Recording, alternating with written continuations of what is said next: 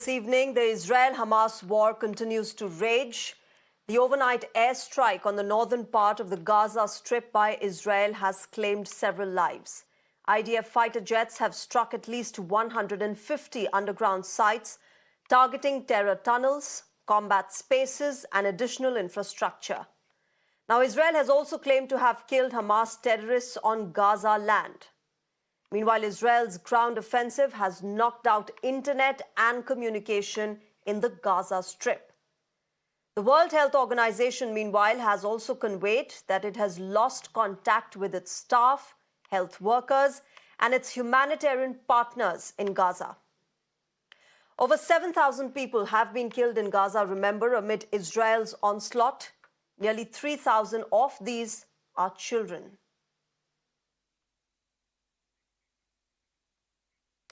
Meanwhile, India, remember, has abstained from voting on a resolution in the United Nations that called for an immediate humanitarian truce in the ongoing Israel-Hamas war.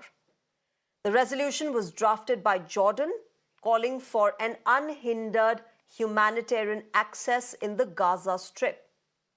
However, it had no mention of the terror organization Hamas. Canada then proposed an amendment to this resolution to include condemnation of the Hamas attack. India supported Canada's proposal. However, the amendment failed to pass the majority test. Explaining their decision to abstain, MEA sources have said that the resolution did not mention Hamas and that the UN needs to send a clear message against terror. MEA sources also said that India's stand on the issue was not covered in the resolution. Our thoughts are also with those taken hostages. We call for their immediate and unconditional release. Terrorism is a malignancy and knows no borders, nationality, or race. Let us keep aside differences, unite, and adopt a zero-tolerance approach to terrorism. Casualties in the ongoing conflict in Gaza are a telling, serious, and continuing concern. Civilians, especially women and children, are paying with their lives. We welcome the international community's de-escalation efforts and delivery of humanitarian assistance to the people of Gaza. India has always supported a negotiated two-state solution to the Israel-Palestine issue, leading to the establishment of a sovereign, independent, and viable state of Palestine, living within secure and recognized borders, side by side in peace with Israel. To talk more on this, I'm joined by former diplomat Ms. Veena Sikri on the broadcast this evening. Good evening, ma'am. Thank you very much for speaking with Mirror Now. India, ma'am, abstaining, and of course MEA sources citing the fact that Hamas was not mentioned as a terror organization, nor was there overall condemnation of the 7th October attack, which was carried out by Hamas against Israel. Your first thoughts on the strong message that India has sent out at the UN? I think it's the correct message. It's a very well-balanced message. The statement on India's abstention made by India's Deputy Permanent Representative was very balanced, but the focus clearly has to be on the 7th October terrorist attack by Hamas, which killed a very large number of people, completely cruel, bestial, inhuman attack. And unless we can end the forces of terrorism that exist in the tragic region of Palestine and Israel, you're not going to be able to find a solution. India fully supports a two-state negotiated solution with just and secure borders for the Palestinian people, and India is willing to give every effort to make sure that this comes through. But at the same time, unless the forces of terrorism are recognized and finished and done away with, you will not be able to get a lasting peace in the area. And that is why India's first statement was completely on condemning the terrorist attack, and we have brought in the second strong pillar of India's position, which is a just and negotiated solution two-state solution within secure boundaries for the people of Palestine. But does Hamas represent the people of Palestine? That is a big question. So right now, the focus has been on ending the terrorist forces in this region so that a peaceful, a viable two-state solution can emerge.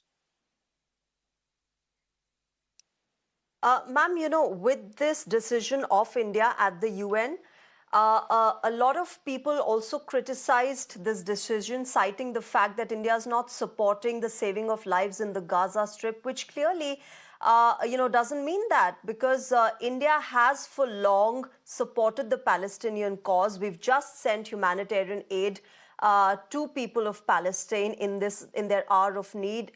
Through the years, we've also supported Palestine and its people, its civilians, through the financial and humanitarian aid that India has sent. Clearly, this in no way reflects the fact that India is not concerned about the civilians and the lives being lost in the Gaza Strip. It just, means that India wants Hamas to be called what it is.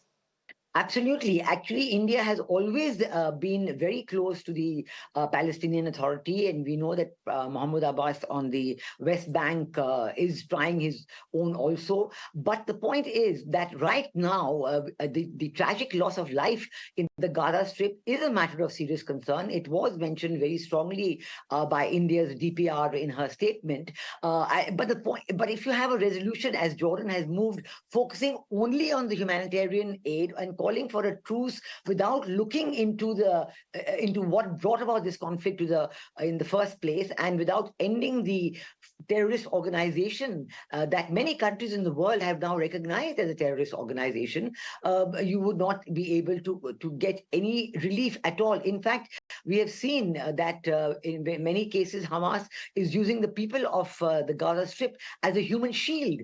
And in fact, the loss of life is because they're saying that maybe sometimes the headquarters may be in one part of the hospital, which, and if there's anything falls on the hospital, then of course, immediately it's a disaster for all the patients and sick people who are there.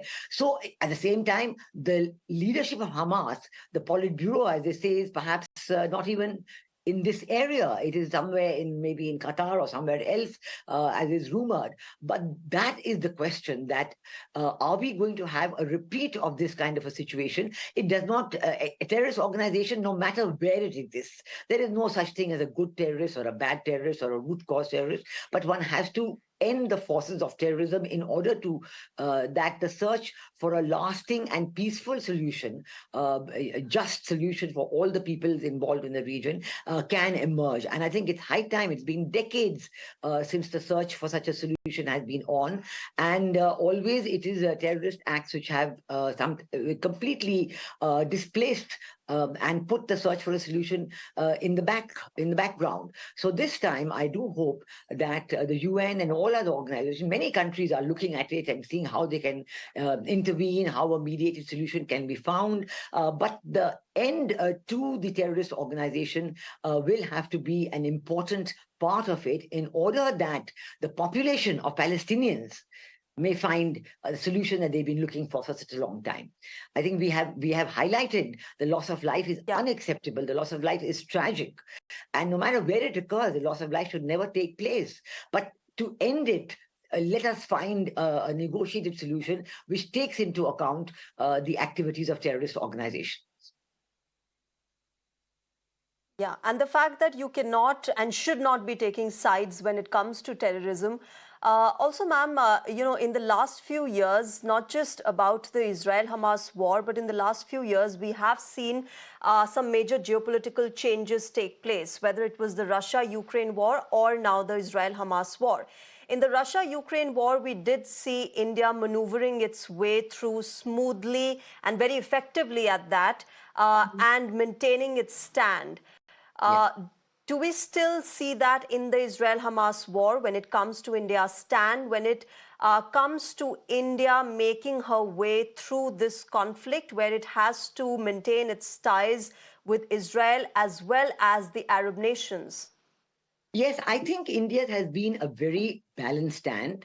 And I think even the statement by the Ministry of External Affairs on the vote, and the statement by our Prime Minister, the statement by the Ministry of External Affairs before the vote itself, all these build up to a very balanced position.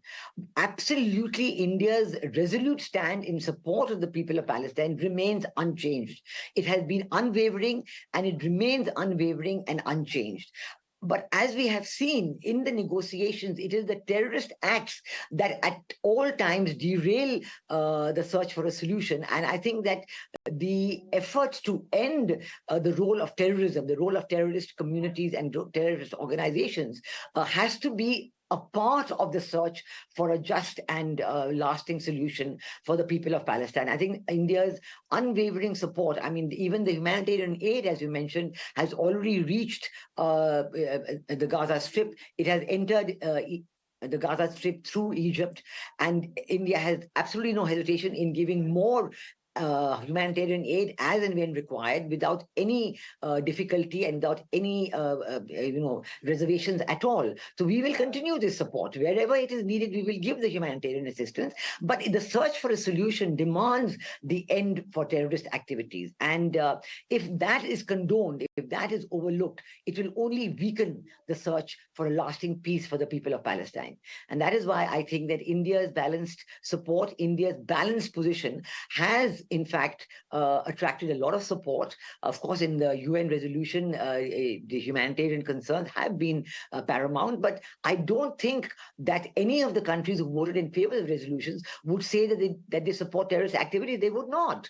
They would again want to call out terrorist activities, and they would want terrorist activities to end, because terrorism affects all countries of the world. India, we ourselves have been victims of terrorism. We've seen so many terrorists in Bombay, 26/11, in Kashmir, along the LOC. I mean, it's really unending. So we know the perils of terrorist attack. We know the human suffering it causes. And we know that for a lasting solution, terror has to be ended. And that is why India has supported strongly a UN convention on international convention on terrorism. Of course, this is completely stuck in the UN on the very definition of terrorism, because there are many who feel, oh, there can be a justification for violence. But our whole freedom struggle, our whole approach has been to abjure violence and to call for a non-violent solution. But this means the end to terrorism. You cannot have a non-violent solution which allows terrorist groups to still continue their activities. You never get a lasting or peaceful solution till then.